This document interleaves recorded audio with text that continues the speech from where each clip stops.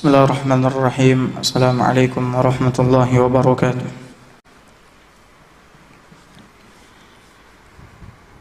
Innal hamdalillah nahmaduhu wa nasta'inuhu wa nastaghfiruh wa na'udzu billahi min shururi anfusina wa sayyiati a'malina. May yahdihillahu fala mudilla lahu wa may yudlil fala hadiya lahu. Asyhadu an la ilaha illallah wahdahu la syarika lah wa asyhadu anna Muhammadan abduhu wa rasuluh. Ya ayyuhalladzina amanu taqullaha haqqa tuqatih wa la tamutunna illa wa antum muslimun. Ya ayyuhan nasu taqu rabbakumul ladzi khalaqakum min nafsin wahidah وخلق منها زوجها وبث منهما رجالا كثيرا ونساء واتقوا الله الذي تساءلون به والأرحام إن الله كان عليكم رقيبا يا أيها الذين آمنوا اتقوا الله وقولوا قولا سديدا يصلح لكم أعمالكم ويغفر لكم ذنوبكم ومن يطع الله ورسوله فقد فاز فوزا عظيما أما بعد فإن أصدق الحديث كتاب الله وخير الهدي هدي محمد صلى الله عليه وعلى آله وصحبه وسلم وشر الأمور محدثاتها وكل محدثة بدعة وكل بدعة ضلالة وكل dalalatin finnar.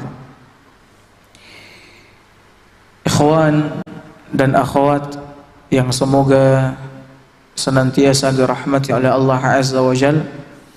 Alhamdulillah, kita bersyukur kepada Allah Subhanahu wa taala atas segala nikmat, kebaikan, anugerah darinya, sehingga segala kebaikan yang ingin kita kerjakan, yang ingin kita raih dapat terlaksana. Salawat dan salam semoga senantiasa dicurahkan buat kekasih kita Nabi besar Muhammad sallallahu alaihi wasallam.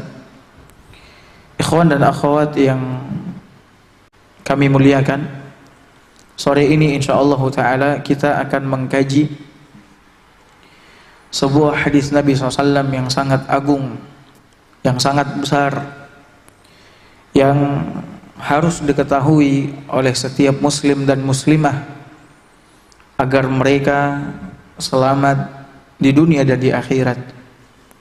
Hadis yang diriwayatkan oleh Al-Imam Muslim, juga diriwayatkan oleh Al-Imam Ahmad dan Al-Imam An-Nasai, Ibnu Hibban, Al-Baihaqi dan lain-lainnya. Hadisnya dari Abu Sa'id Al-Khudri radhiyallahu anhu. An Abi Sa'id Al-Khudri radhiyallahu anhu, dari Abu Sa'id Al-Khudri radhiyallahu anhu.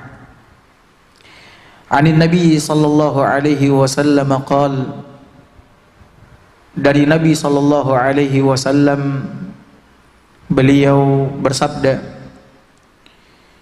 "Innad dunya hulwatun khadirah."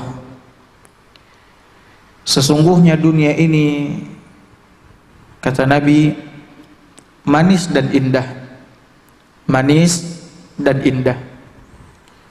Wa innallaha mustakhlifukum fiha. Dan sesungguhnya Allah Subhanahu wa ta'ala menguasakan kepada kalian untuk mengelola apa yang ada di dalamnya. Dan sesungguhnya Allah menguasakan kepada kalian manusia untuk mengelola apa yang ada di dalam dunia itu. Fattaqud dunya wattaqun nisa. Lalu Nabi mengatakan, Ya, fayanzuru kaifa ta'malun. Setelah Allah menyatakan bahwasanya kalian adalah khalifah yang akan mengelola dunia ini, Nabi mengatakan, lalu Allah akan melihat bagaimana kalian berbuat di dalamnya. Allah akan melihat bagaimana kalian berbuat di dalamnya. Fattaqud dunya wattaqun nisa. Maka oleh karena itu, berhati-hatilah kalian terhadap fitnah dunia. Berhati-hatilah kalian terhadap fitnah dunia dan fitnah wanita. Fa inna awwala fitnati Bani Israel kanat fin nisa. Karena fitnah yang pertama kali terjadi pada Bani Israel adalah karena wanita. Karena fitnah yang pertama kali terjadi pada Bani Israel adalah karena wanita. Saya ulangi hadisnya. Kata Nabi SAW, hadisnya Abu Sa'id Al-Khudri radhiyallahu an, sesungguhnya dunia ini manis dan indah, dan sesungguhnya Allah Azza wa Jalla menjadikan atau menguasakan kepada kalian untuk mengelola apa yang ada di dalamnya. Lalu Allah akan melihat bagaimana kalian berbuat. Oleh karena itu, kata Nabi SAW, berhati-hatilah kalian terhadap fitnah dunia dan fitnah wanita. Karena fitnah yang pertama kali terjadi pada Bani Israel adalah karena wanita. Ikhwan dan akhwat yang dirahmati oleh Allah Azza wa Jalla, di dalam hadis ini Nabi SAW mengabarkan kepada kita tentang dunia dan isinya. Bahwasannya dunia ini, kata Nabi SAW, manis dan apa? Indah. Akan menakjubkan bagi orang-orang yang memandangnya dan merasakannya. Ya. Dan memang dunia ini adalah perhiasan. Namun sebagaimana yang Allah katakan di dalam Al-Quran, dia adalah perhiasan yang menipu. Setelah Nabi mengabarkan bahwa dunia itu manis dan indah, yang menakjubkan bagi orang-orang yang memandang dan merasakannya, Rasulullah SAW mengabarkan bahwa Allah jadikan dunia seperti itu sebagai ujian, sebagai cobaan bagi hamba-hambanya. Jadi dunia dan isinya ini Allah ciptakan ujian bagi kita, cobaan, sehingga Allah Subhanahu wa ta'ala akan melihat bagaimana amalan kita di dunia ini. Ya, apakah kita akan terfitnah oleh dunia atau tidak, atau kita tetap teguh di atas agama Allah, di atas syariat Allah Subhanahu wa ta'ala. Ya, karena dunia ini indah, manis, menakjubkan, ya, dan Allah ciptakan dia sebagai ujian, cobaan. Nabi sallallahu alaihi wasallam mengingatkan kepada umatnya untuk berhati-hati. Fattaqud dunya, berhati-hatilah kalian dari fitnah dunia, agar jangan sampai dunia ini membinasakan dan menghancurkan kalian, menipu kalian. Itu yang dimaksudkan oleh Nabi sallallahu alaihi wasallam, fattaqud dunya, hati-hati kalian dari fitnah dunia. Karena dunia ini adalah fitnah yang besar. Fitnah yang besar yang membuat banyak, nggak sedikit orang-orang yang tertipu karenanya.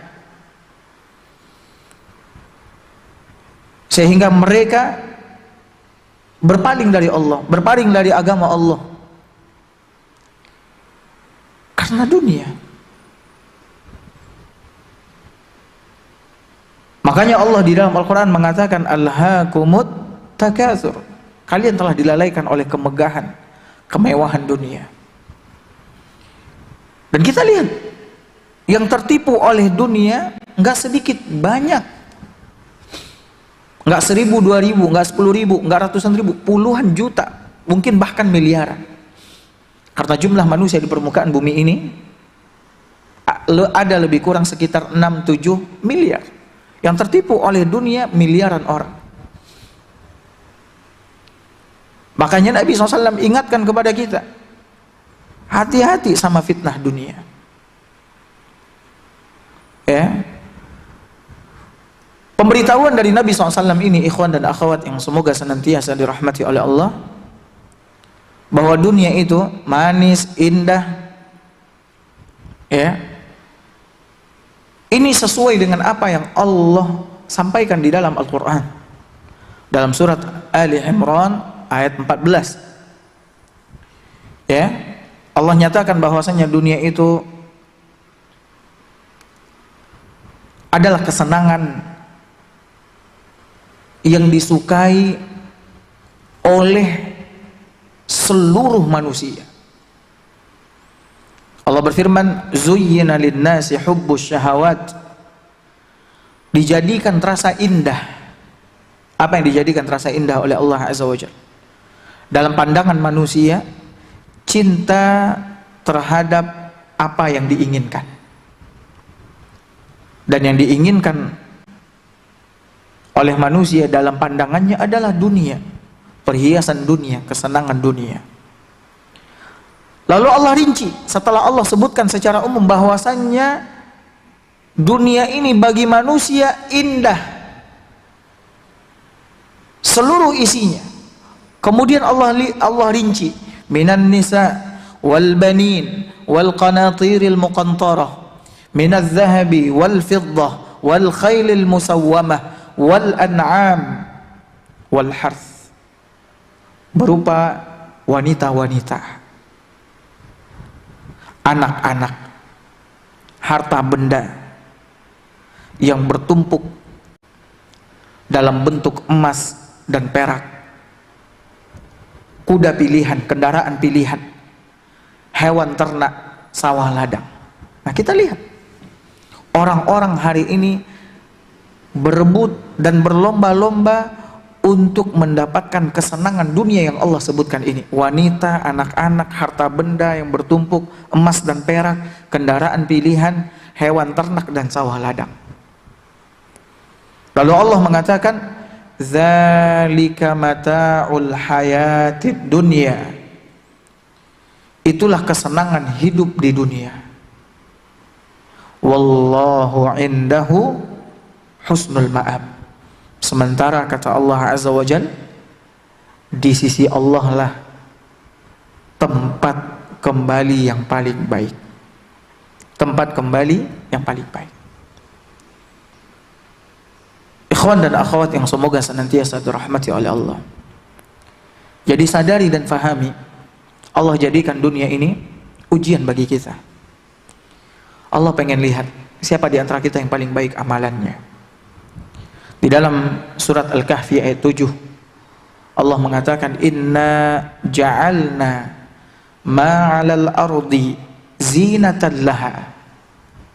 Kata Allah subhanahu wa ta'ala, inna ja'alna ma'alal ardi zinatan laha, sesungguhnya kami telah menjadikan apa yang ada di bumi sebagai perhiasan baginya. Kami jadikan apa yang ada di bumi sebagai perhiasan baginya.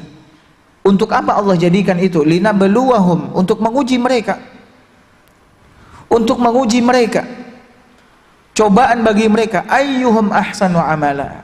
Siapa di antara mereka yang paling baik amalannya? Siapa di antara mereka yang paling baik amalannya?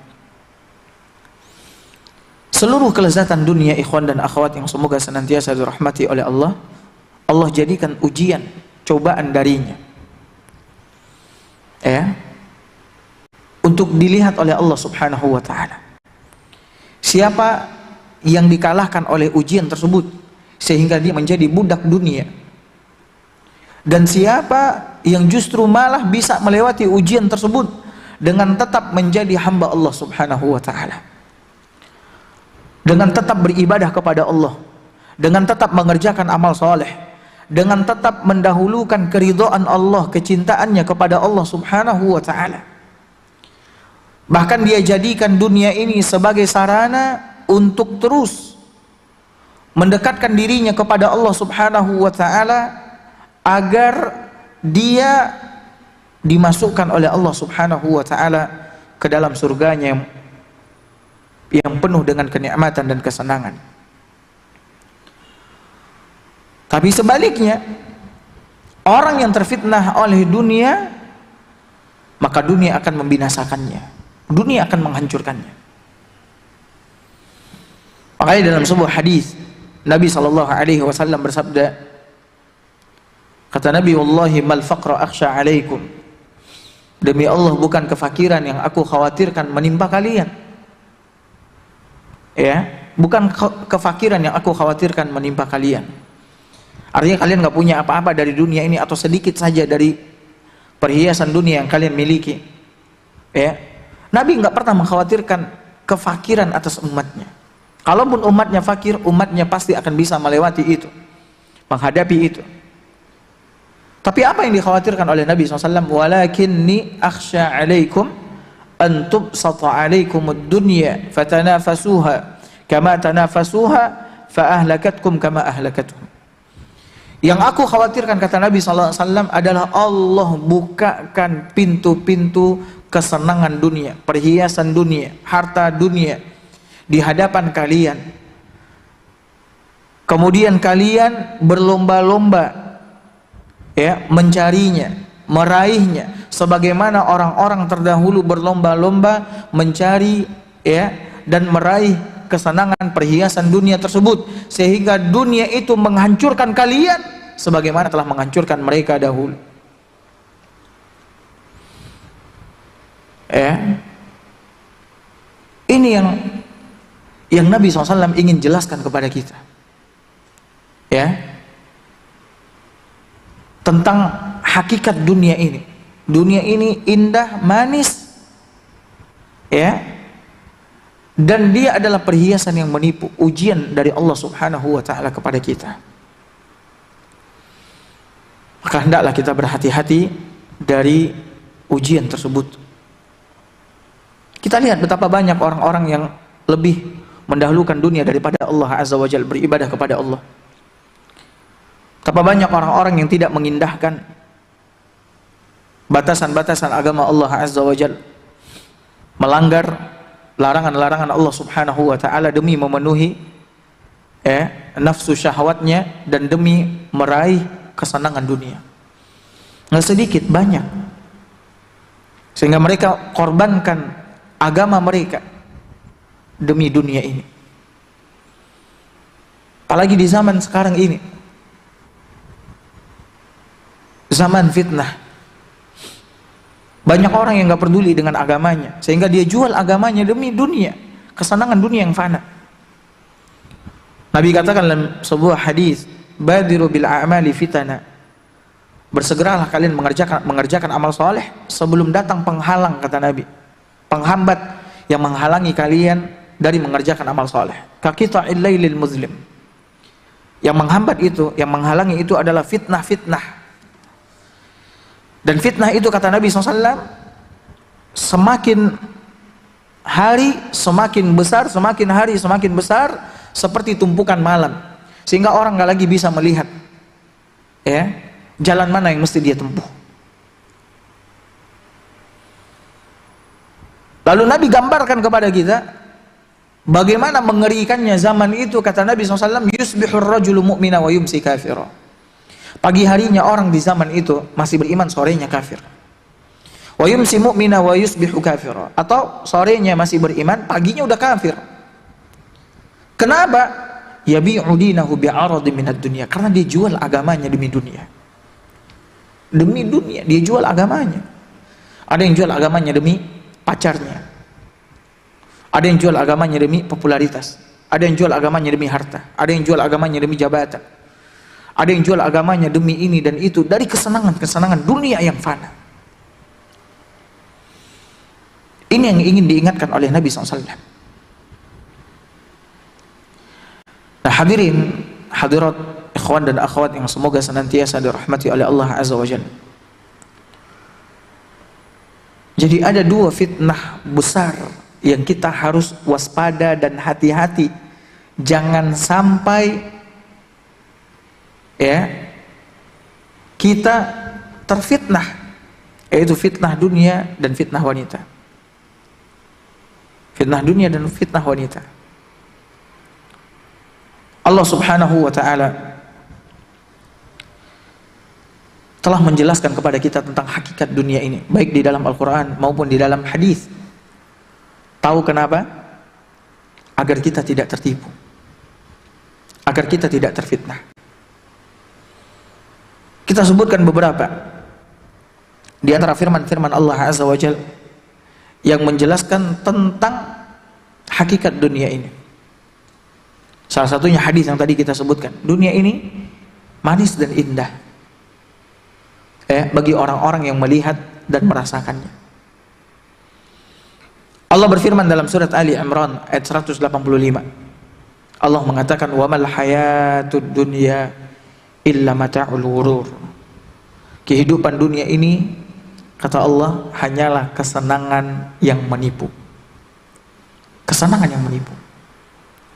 Maka jangan sampai kalian sesekali terperdaya, tertipu oleh kesenangan dunia.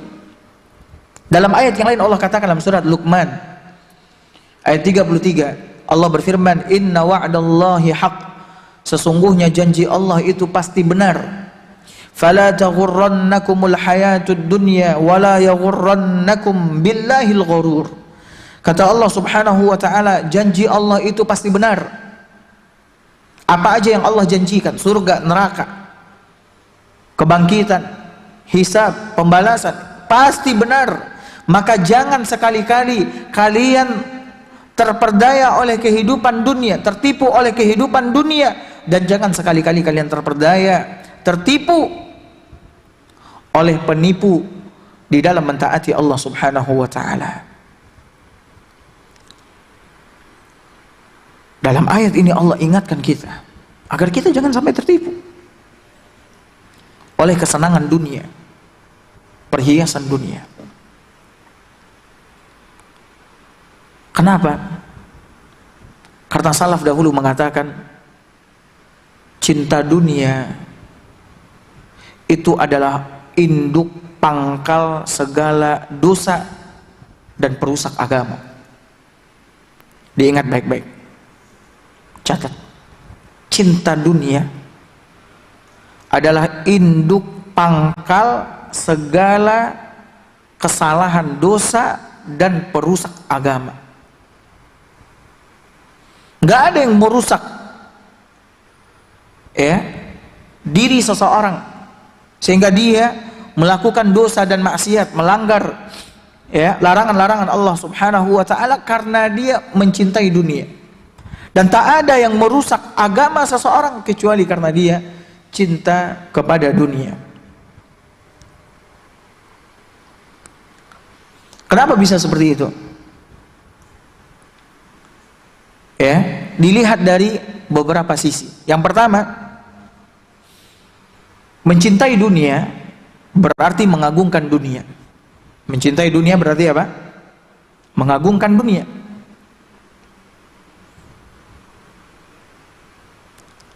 Padahal dunia ini sangat hina di sisi Allah Subhanahu wa ta'ala. Sangat hina di sisi Allah Subhanahu wa ta'ala. Dan termasuk dosa yang besar adalah seseorang mengagungkan apa yang dihinakan oleh Allah Azza wa Jalla. Dosa, mengagungkan apa yang dihinakan oleh Allah, dosa, dan termasuk dosa besar. Seharusnya yang kita lakukan menghinakan apa yang dihinakan oleh Allah, mengagungkan apa yang diagungkan oleh Allah. Bagaimana hinanya dunia di sisi Allah Azza wa Jalla? Sebutkan oleh Nabi SAW.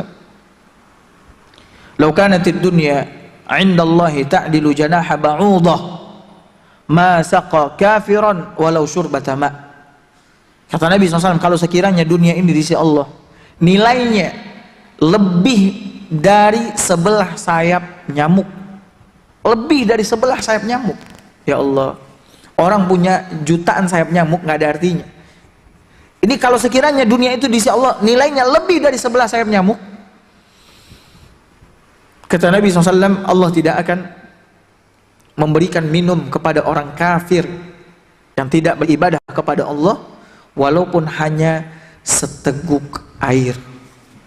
Tapi karena dunia ini hina, rendah, tidak lebih dari sebelah sayap nyamuk nilainya, Allah bagi-bagikan, Allah berikan kepada orang yang beribadah kepadanya ataupun kepada orang yang kafir, orang yang tidak beriman, orang yang durhaka kepadanya. Allah kasih.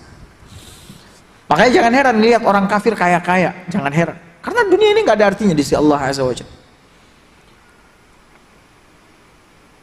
Ya, nggak ada artinya. Orang punya harta ribuan triliun sekalipun, seperti yang kita dengar di berita-berita, orang-orang membangga-banggakan hartanya. Fulan orang terkaya di dunia, fulan orang terkaya di dunia, pemilik usaha ini. Nggak ada artinya di sisi Allah Azza wa Jalla. Maupun hartanya ribuan triliun, nggak ada artinya. Karena hina. Makanya orang yang mencintai dunia berarti dia mengagungkan dunia, sementara dunia dihinakan dan direndahkan oleh Allah. Bahkan dalam hadis yang lain Nabi SAW menyebutkan tentang perumpamaan dunia. Dunia itu kata Nabi SAW tak ubahnya seperti yang apa yang kau makan lalu engkau keluarkan, yaitu kotoran. Itulah dunia. Mana orang-orang yang menyukai kotorannya? Nggak ada. Ya.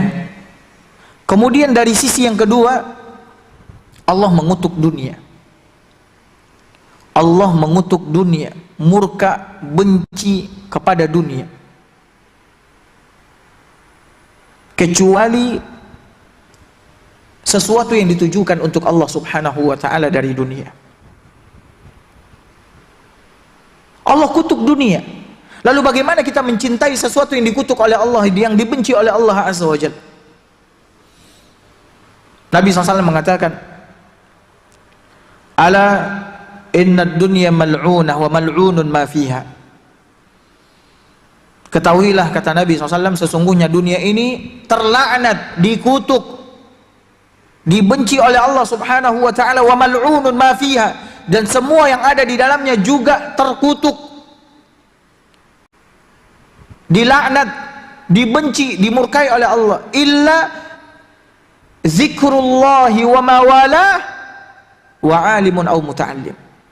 Yang bebas dari kutukan, laknat, murka Allah dari dunia ini, apa yang ditujukan kepada Allah Azza wa Jalla? Zikir kepada Allah, orang yang taat kepada Allah, orang alim yang mengajarkan ilmu agama kepada manusia, atau orang yang belajar ilmu agama, ini yang lepas, bebas dari laknat, kutukan, murka Allah Subhanahu wa taala yang Allah tetapkan untuk dunia ini dan apa yang ada di dalamnya. Ya. Maka bagaimana kita akan mencintai sesuatu yang dikutuk oleh Allah, dimurkai dan dibenci oleh Allah Subhanahu wa taala? Kemudian dari sisi yang ketiga, mencintai dunia berarti menjadikan dunia sebagai tujuan. Ya, sebagai tujuan. Cita-cita. Sementara Allah Subhanahu wa taala menjelaskan di dalam Al-Qur'an bahwa Dia menciptakan manusia tujuannya untuk dunia kah? Untuk apa Allah ciptakan manusia? Apakah untuk dunia? Tidak, Allah ciptakan manusia untuk beribadah kepadanya. Allah tegaskan di dalam surat Az-Zariyat ayat 56, "Wa ma khalaqatul jinna wal insa illa liya'budun." Aku tidak ciptakan jin dan manusia melainkan agar mereka beribadah kepadaku. Maka orang yang mencintai dunia, menjadikan dunia sebagai tujuan utamanya, cita-citanya, berarti dia mengabaikan tujuan penciptaan dirinya oleh Allah Subhanahu wa ta'ala. Tidak menjalankan tujuan yang karenanya Allah ciptakan mereka. Bahkan bumi ini, alam ini Allah ciptakan untuk tujuan itu. Itu beribadah kepada Allah, mentauhidkan Allah, tunduk dan patuh kepada Allah Subhanahu wa ta'ala. Makanya orang yang mencintai dunia, dia akan berpaling dari beribadah kepada Allah Azza wa Jalla. Sehingga kita temukan para pecinta dunia tidak salat, tidak peduli dengan halal dan haram, ya, tidak takut dosa dan lain sebagainya. Kenapa? Karena dunia telah menguasai jiwanya, sehingga dia melenceng dari tujuan diciptakan dirinya oleh Allah Subhanahu wa ta'ala. Maka hati-hati. Allah Subhanahu wa ta'ala telah sebutkan ancaman yang sangat besar bagi orang-orang yang menginginkan kehidupan dunia, kesenangan dunia, perhiasan dunia, sehingga dia berpaling dari beribadah kepada Allah Subhanahu wa ta'ala. Allah katakan di dalam surat Hud ayat 15 dan 16. Apa kata Allah? Man kana yuridul hayatad dunya wa zinataha. Siapa yang menginginkan, menghendaki kehidupan dunia dan perhiasannya, nuwaffi ilaihim a'malahum fiha wa hum fiha la yubkhasun. Kata Allah, niscaya kami akan berikan kepada mereka balasan pekerjaan mereka di dunia dengan sempurna. Allah akan berikan balasan pekerjaan mereka di dunia ini dengan sempurna, dan mereka di dunia tidak akan dirugikan. Allah akan kasihkan dunia itu kepada mereka yang menginginkan dunia. Tapi lihat di ayat berikutnya Allah nyatakan, ulaika allazina laisa lahum fil akhirati illa an-nar wa habita ma sana'u fiha wa batilun ma kanu ya'malun. Ancaman dari Allah. Dengarkan ikhwan dan akhwat. Kata Allah Azza wa Jalla, itulah mereka orang-orang yang tidak akan memperoleh balasan sedikit pun di akhirat kecuali neraka Allah Azza wa Jalla. Allah ancam mereka yang menghendaki kehidupan dunia dan perhiasannya, sehingga dia tinggalkan beribadah kepada Allah. Allah akan berikan dunia itu dengan sempurna kepada mereka, sesuai dengan yang mereka inginkan, dan mereka tidak dirugikan. Sesuai dengan usaha mereka, pekerjaan mereka terhadap dunia, Allah akan berikan. Mereka tidak akan dirugikan. Tapi di akhirat mereka tidak mendapatkan balasan kecuali neraka Allah Azza wa Jalla. Dan lenyaplah di akhirat itu apa yang telah mereka usahakan di dunia. Sirna semuanya, usaha mereka, bisnis mereka, dan sia-sialah apa yang telah mereka kerjakan. Mereka mati-matian mencari dunia ini siang dan malam, mulai dari bangun tidur sampai tidur kembali, semuanya sia-sia, tidak dapat menyelamatkan mereka dari neraka Allah Subhanahu wa ta'ala. Makanya dunia ini menjadi pangkal segala kerusakan. Cinta dunia menjadi pangkal segala kerusakan, ya, keburukan dan kerusakan pada agama kita. Ya. Kemudian sisi yang keempat, cinta kepada dunia membuat manusia melalaikan ibadah kepada Allah yang manfaatnya untuk kehidupan akhirat. Disibuk aja dengan dunianya, sehingga dia gak sempat beribadah kepada Allah, yang merupakan bekal dan sebab keselamatannya, kebahagiaannya nanti di akhirat. Dia tinggalkan itu, sibuk mencari dunia. Dan betapa banyak kita lihat dan kita saksikan yang cinta kepada dunia ini, bukan yang muda saja, bahkan yang tua, bahkan lebih gila lagi kecintaannya. Udah tua, ubanan, ya, semakin gila kecintaannya kepada dunia, yang seharusnya dia manfaatkan usianya, waktunya untuk mengumpulkan bekal menghadap Allah Subhanahu wa ta'ala.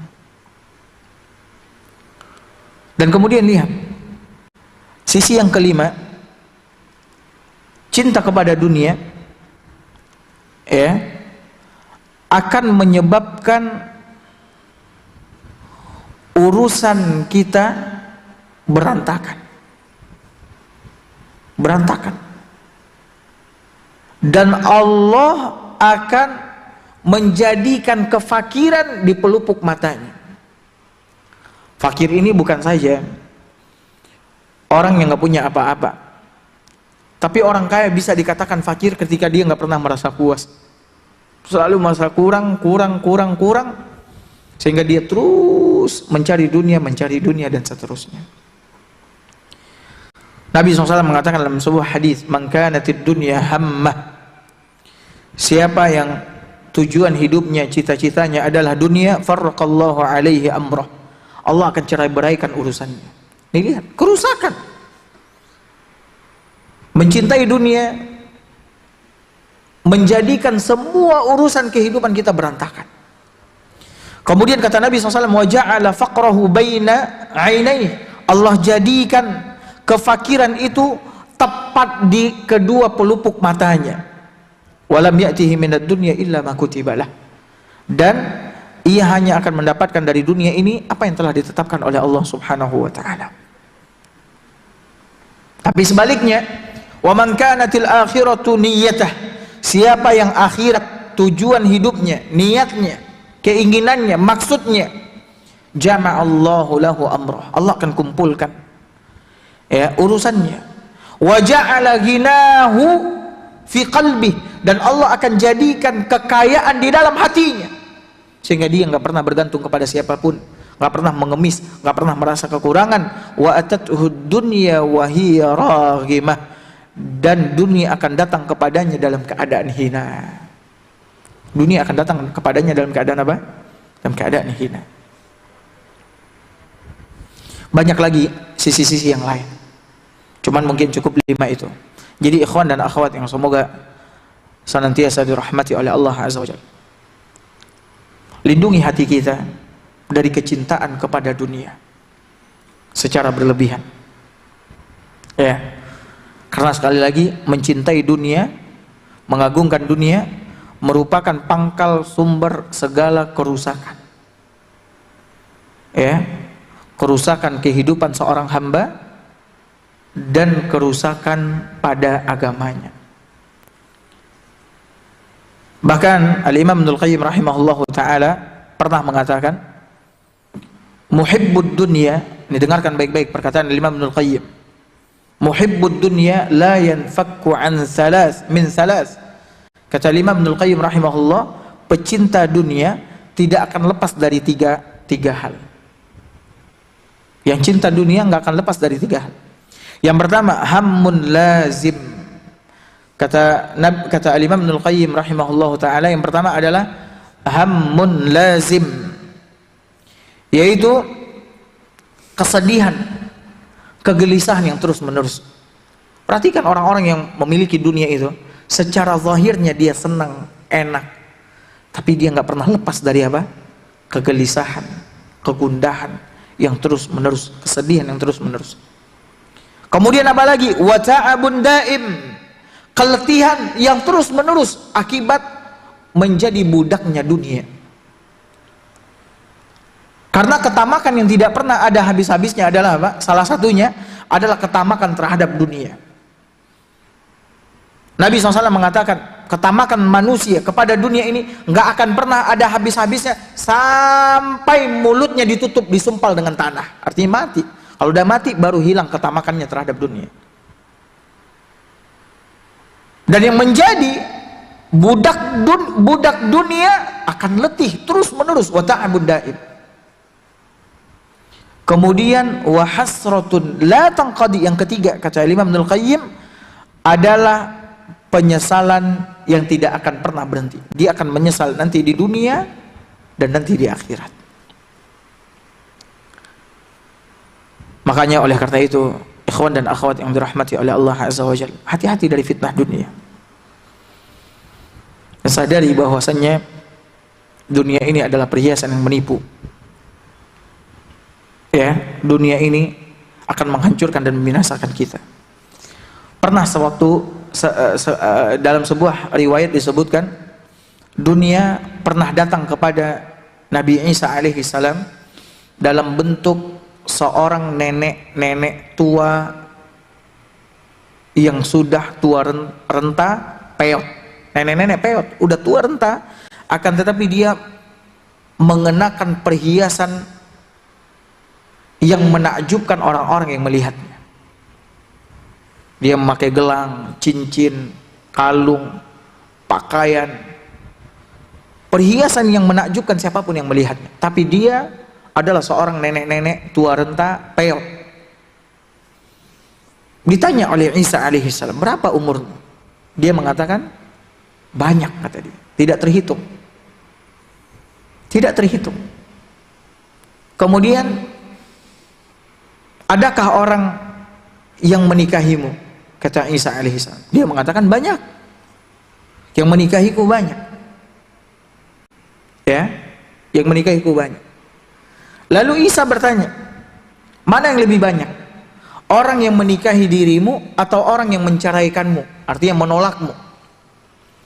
Dia mengatakan, yang paling banyak adalah orang yang menikahiku. Yang menceraikanku sedikit sekali. Artinya yang berpaling dariku. Tapi kebanyakan manusia menikahi diriku. Lalu kata Isa, apa yang kau perbuat dengan atau terhadap orang-orang yang menikahimu? Kata dia, aku hancurkan dan binasakan dia. Aku hancurkan dan binasakan dia. Maka tidakkah kita mengambil pelajaran dari apa yang telah diperbuat oleh dunia terhadap umat-umat terdahulu? Allah binasakan dan hancurkan mereka karena kecintaan mereka terhadap dunia. Pembicaraan tentang fitnah dunia ini panjang sekali, ikhwan dan akhwat. Sekarang kita pindah kepada fitnah yang kedua, yaitu fitnah wanita. Dalam hadis ini Nabi SAW juga mewanti-wanti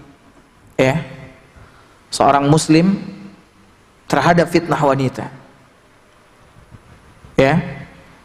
Karena seperti ayat yang tadi kita katakan, telah dijadikan indah oleh Allah Azza wa Jalla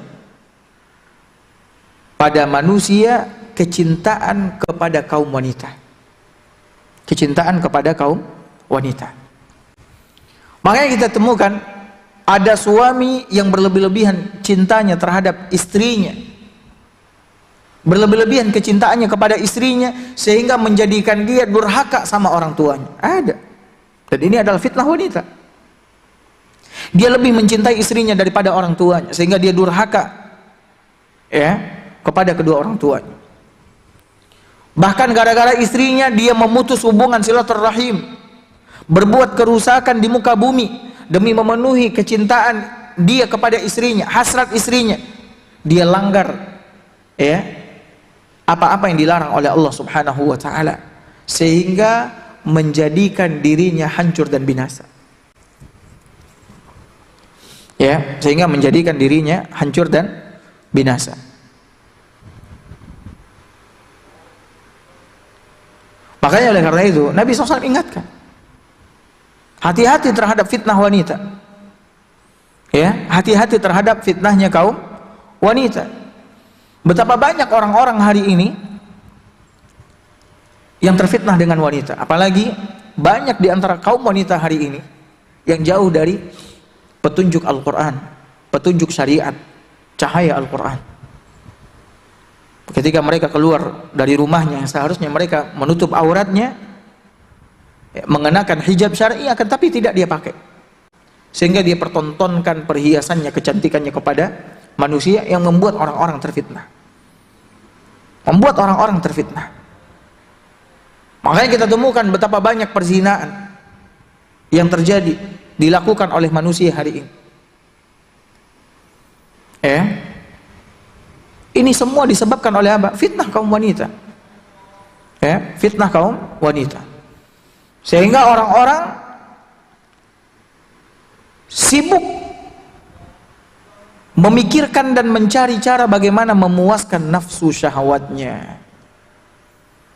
Makanya hati-hati. Kecintaan suami kepada istrinya dan kecintaan istri kepada suaminya tidak boleh menjadikan dia melanggar apa-apa yang diharamkan oleh Allah Subhanahu wa taala. Nggak boleh. Tetap yang pertama kali dan yang paling utama itu adalah kita mendahulukan kecintaan kita kepada Allah Subhanahu wa taala. Ya. Sehingga kita tetap berusaha melakukan apa yang diridhai oleh Allah dan menjauhi apa yang dimurkai dan dibenci oleh Allah Subhanahu wa taala. Allah pernah menegur Nabi SAW yang ketika itu beliau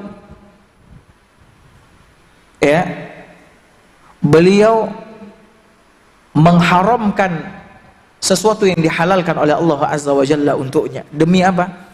Demi membuat istrinya senang. Ditegur oleh Allah dalam surat Tahrim. Allah mengatakan, ya ayuhan nabi, lima tuharrimu ma ahallallahu lak, tabtaghi mardata azwajik, wallahu ghafurur rahim. Wahai nabi, kata Allah Azza wa Jalla, kenapa engkau mengharamkan apa yang dihalalkan oleh Allah kepadamu? Engkau ingin menyenangkan hati istri-istrimu, dan Allah Maha Pengampun lagi Maha Penyayang. Nabi ketika itu bersumpah mengharamkan sesuatu yang dihalalkan oleh Allah atas dirinya, untuk dirinya. Beliau bersumpah, ditegur oleh Allah Subhanahu wa taala, sehingga Allah mengatakan pada ayat berikutnya, qad faradallahu lakum tahillata aymanikum wallahu maulakum wa huwal alimul hakim. Sungguh Allah telah mewajibkan kepadamu membebaskan dirimu dari sumpahmu itu dengan membayar kafarat, dan Allah adalah pelindungmu dan Dia mengetahui lagi Maha bijaksana. Makanya hati-hati dari fitnah wanita. Hati-hati dari fitnah wanita. Dan ketika Nabi SAW menyebutkan hati-hati dari fitnah wanita, ini menunjukkan bahwasanya wanita adalah fitnah yang sangat besar. Bahkan di dalam riwayat yang lain Nabi SAW mengatakan, ma taraktu ba'di fitnatan adharru 'ala ar-rijal min fitnatin nisa. Aku tidak tinggalkan setelah kepergianku fitnah yang sangat besar mudaratnya selain daripada fitnah wanita. Tidak ada yang mengetahui seberapa besar kerusakan dan kemudaratan yang ditimbulkan oleh fitnah kaum wanita ini kecuali Allah Azza wa Jalla, saking besarnya. Dan ketika Nabi SAW menyampaikan ini bukan berarti wanita-wanita muslimah yang taat, yang menjaga kehormatannya itu menjadi fitnah, tidak. Apabila seorang wanita taat kepada Allah, mengikuti nasihat, petunjuk Al-Quran, berjalan di atas bimbingan Islam, maka dia tidak akan menjadi fitnah, justru sebaliknya dia akan menjadi perhiasan yang paling indah di permukaan bumi ini. Bukankah Nabi SAW mengatakan, ad-dunya mata' wa khairu mata'id dunya al-mar'atu salihah. Dunia ini adalah perhiasan, dan sebaik-baik perhiasan dunia adalah wanita yang salihah. Wanita yang salihah adalah wanita yang tunduk kepada Allah, tunduk kepada suaminya, dan wanita yang menjaga kehormatannya dan kemuliaannya. Ya, makanya hati-hati dari fitnah wanita. Nah, di antara jenis fitnah wanita yang sekarang ini ada, di antaranya adalah apa? Melihat hal-hal yang diharamkan oleh Allah Azza wa Jalla untuk kita lihat, mengumbar pandangan kepada wanita. Ini fitnah wanita. Ya, membaca buku-buku yang mengarah kepada perbuatan keji, perzinaan, melihat gambar-gambar yang tidak senonoh dan lain sebagainya, nonton film yang tidak pantas untuk ditonton dan lain sebagainya. Ini adalah fitnah wanita. Ya. Dan ini adalah perzinaan. Nabi SAW mengatakan, fazinal ainain an-nazar. Zina kedua mata adalah melihat. Ya, adalah melihat. Makanya Allah Subhanahu wa taala memerintahkan kepada kita untuk apa? Menundukkan pandangan. Untuk menundukkan pandangan dan menjaga kemaluan. Kemudian di antara fitnah wanita apa? Ikhtilat, campur baur antara laki-laki dan wanita. Ya. Kemudian khalwat, berdua-duaan laki-laki dan wanita. Pacaran. Pacaran. Dan tidak ada istilah pacaran Islami di dalam agama kita. Nggak ada. Pacaran Islami di dalam agama kita nggak ada. Ya. Kemudian mabuk asmara, kasmaran dan lain sebagainya. Ini fitnah kaum wanita. Dan lihat betapa banyak ikhtilat ini terjadi sekarang ini di sekolah-sekolah, di kampus-kampus, di tempat-tempat pertemuan. Tidak ada lagi batasan antara wanita dengan lelaki yang ajanib, yang bukan mahramnya. Mereka duduk di satu majelis, kemudian saling tatap menatap, kemudian saling berbicara, kemudian dari situ mereka jatuh ke dalam perbuatan keji dan mungkar. Ini fitnah wanita. Kemudian apa lagi fitnah wanita? Bersentuhan antara laki-laki dan wanita yang bukan mahram. Nggak boleh bersentuhan, bersalaman dengan laki-laki dan wanita yang bukan mahram. Laki-laki dan wanita yang tidak mahram nggak boleh bersentuhan, nggak boleh bersalaman. Nabi SAW mengatakan, sungguh kata Nabi SAW, kepalaku ditusuk dengan besi paku lebih aku cintai daripada aku menyalami wanita-wanita yang tidak halal bagiku untuk aku salam. Ya, nah, sekarang lihat bagaimana laki-laki dan wanita kadang naik motor berpelukan, subhanallah, berpegangan tangan, bahkan na'udzubillah ada yang berciuman.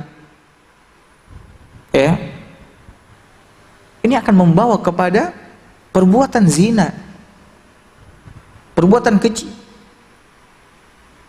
dosa besar. Kemudian diantara fitnah wanita, perzinaan. Ya, kumpul kebo, nikah kontrak demi melampiaskan nafsu syahwat dan lain sebagainya. Ini semua adalah fitnah wanita yang Nabi SAW ingatkan kita, hati-hati dari fitnah wanita. Makanya oleh karena itu kita berlindung kepada Allah Azza wa Jalla dari fitnah dunia dan fitnah wanita. Semoga Allah Azza wa Jalla menjaga diri kita, agama kita dari segala sesuatu yang akan menghancurkan dan membinasakan kita semua. Mungkin cukup sampai di sini. Semoga apa yang kita sampaikan ini bermanfaat. Selanjutnya kita akan menjawab beberapa pertanyaan yang masuk. Yang bisa kita jawab, yang nggak bisa wallahu a'lam bishawab.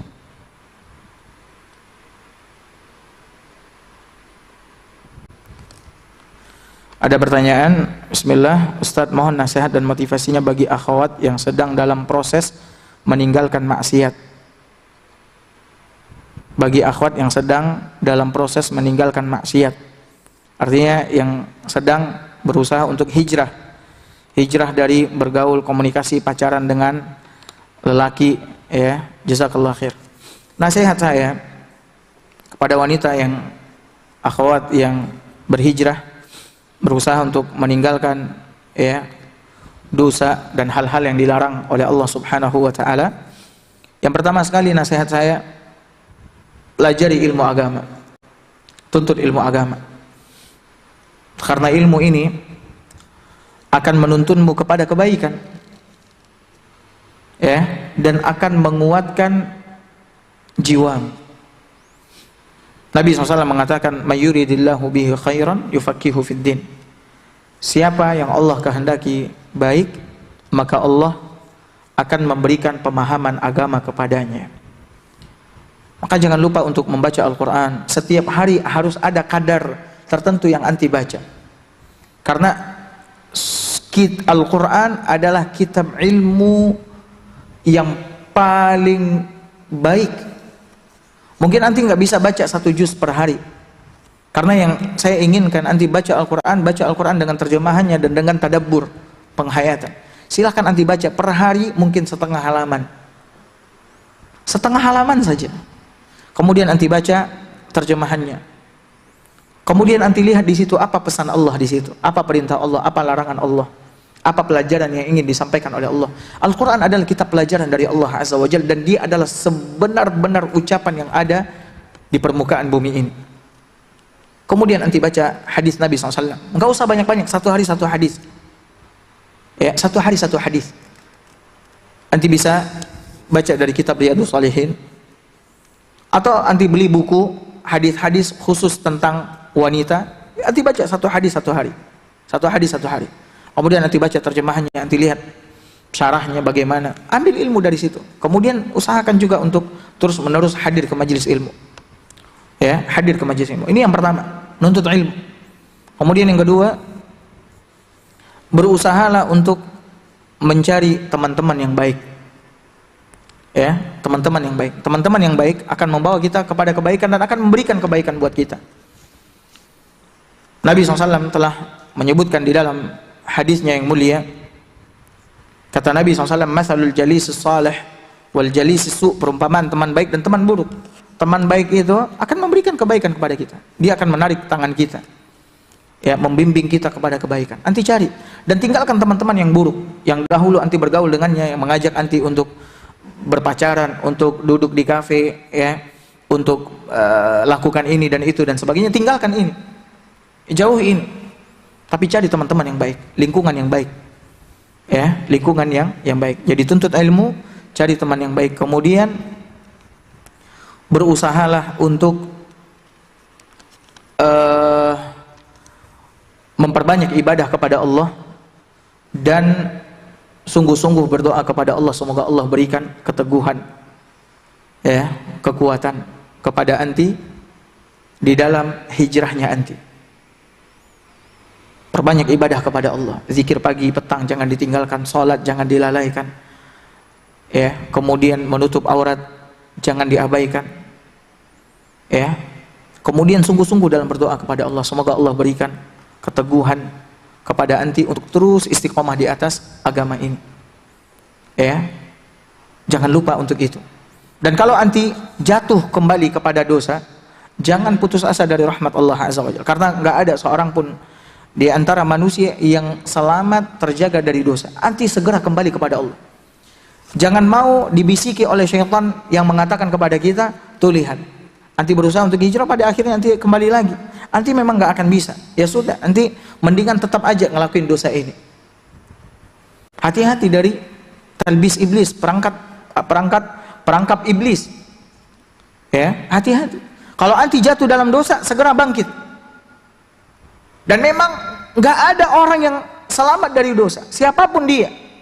Tidak ada lagi al-ismah, penjagaan terpelihara dari dosa dengan kematian Nabi SAW. Yang terjaga, terpelihara dari dosa hanya para nabi dan rasul. Sementara umatnya enggak. Maka kalau anti jatuh dalam dosa, segera bangkit, istighfar kepada Allah, bertobat kepada Allah, kemudian lakukan perbaikan. Maka dengan demikian insya Allah mudah-mudahan Allah Subhanahu wa Ta'ala memberikan keteguhan dan keistiqomahan kepada anti. Ada yang bertanya, ikhwan? Ada yang bertanya, silakan. Apa? Siapa? Apakah cinta dunia itu bisa menuntut ilmu? Bagaimana dia akan menuntut ilmu sementara dia sibuk dengan dunia karena kecintaannya kepada dunia? Nah, kita lihat majelis ilmu diadakan setiap hari. Setiap hari diadakan. Lihat orang-orang yang datang. Lihat orang-orang yang datang. Mana yang lebih banyak orang-orang yang datang ke majelis tersebut, yang hadir di majelis tersebut, dengan orang-orang yang masih sibuk dengan transaksi jual beli? Banyak orang-orang di luar sana yang masih sibuk dengan urusan dunianya, bahkan sibuk dengan urusan dunia sampai tengah malam. Sampai tengah malam, bagaimana dia akan dapat menuntut ilmu? Makanya cinta kepada dunia akan menghalangi kita dari kebaikan yang sangat besar. Di antaranya apa? Kebaikan ilmu. Makanya oleh karena itu, Nabi ingatkan kita, fattaqud dunya, jangankan nuntut ilmu, beribadah aja nggak bisa. Nuntut ilmu ini butuh waktu nih, duduk di sini, ya paling enggak, tadi kita duduk paling enggak 1 jam. Ini 1 jam nih sekarang duduk. Ya gimana dia mau duduk 1 jam? Hatinya, pikirannya, ya, tertuju kepada dunia.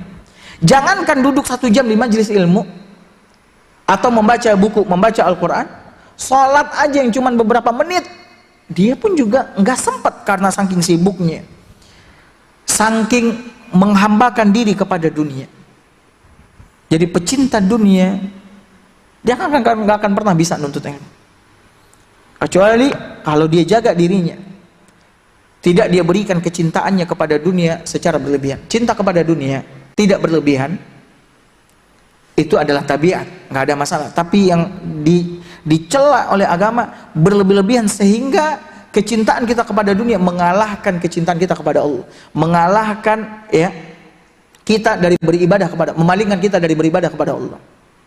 Ini yang dicela. Kalau bekerja, kita memang disuruh bekerja, mencari nafkah.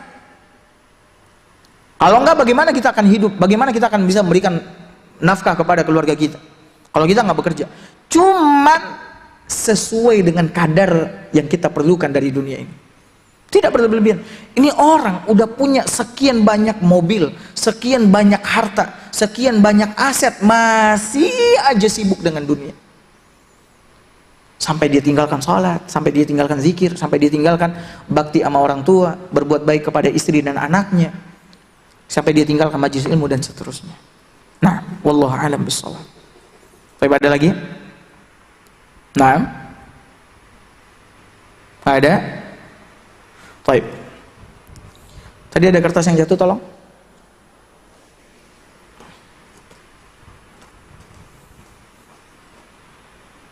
Nah.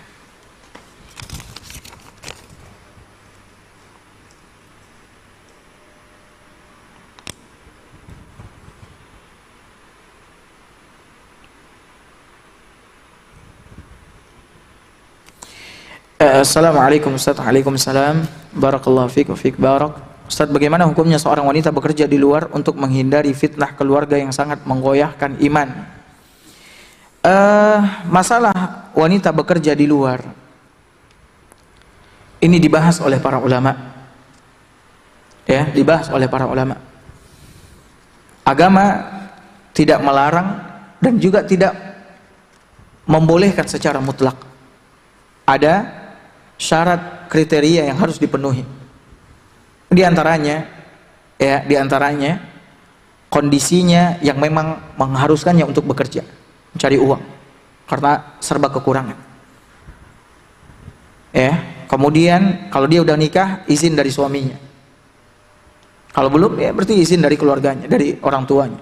Kemudian yang ketiga, pekerjaannya sesuai dengan kodratnya, pekerjaan wanita. Bukannya melakukan pekerjaan yang dilakukan oleh kaum lelaki. Seperti menyetir itu kerjaan siapa itu? Nyetir itu kerjaan siapa? Laki-laki atau wanita? Laki-laki. Maka hendaklah dia mengerjakan pekerjaan yang sesuai dengan kodratnya sebagai seorang wanita. Apa pekerjaannya? Misalkan ngajar untuk anak-anak wanita, perempuan. Atau kerjaannya jahit, bikin kue, masak. Sesuai dengan kodratnya. Kemudian tidak ada ikhtilat di tempat dia bekerja. Kalau ini bisa dipenuhi, maka silahkan dia bekerja. Nah, kalau masalah untuk menghindari keluarga yang sangat menggoyahkan iman, memang ketika kita berhijrah, memegang sunnah ini, banyak fitnah, ujian yang akan kita temukan. Justru seharusnya yang kita lakukan bukannya lari kepada melakukan pekerjaan, mencari pekerjaan di luar sana, akan tapi apa? Semakin mendekatkan diri kepada Allah Azza wa Jalla. Jangan menghindar dari satu fitnah, jatuh kepada fitnah yang lain. Yaitu apa? Karena terlalu banyak di luaran sana sehingga terfitnah. Sementara Allah Subhanahu wa taala telah menyebutkan di dalam Al-Qur'an, sebaik-baik tempat untuk kaum wanita adalah di rumah, bukan di luar. Makanya Allah perintahkan kaum wanita itu untuk melazimi rumahnya, tidak banyak keluar kecuali apabila ada keperluan. Keperluannya selesai, dia segera kembali ke rumah. Tidaknya nongkrong sana sini. Ini kadang-kadang kita temukan ada akhwat yang udah ngaji, pakai jilbab dalam, bahkan cadaran, duduk sendirian di kafe. Subhanallah. Ngapain? Seperti menunggu datangnya seorang laki-laki yang menghampirinya dan seterusnya. Ini nggak boleh.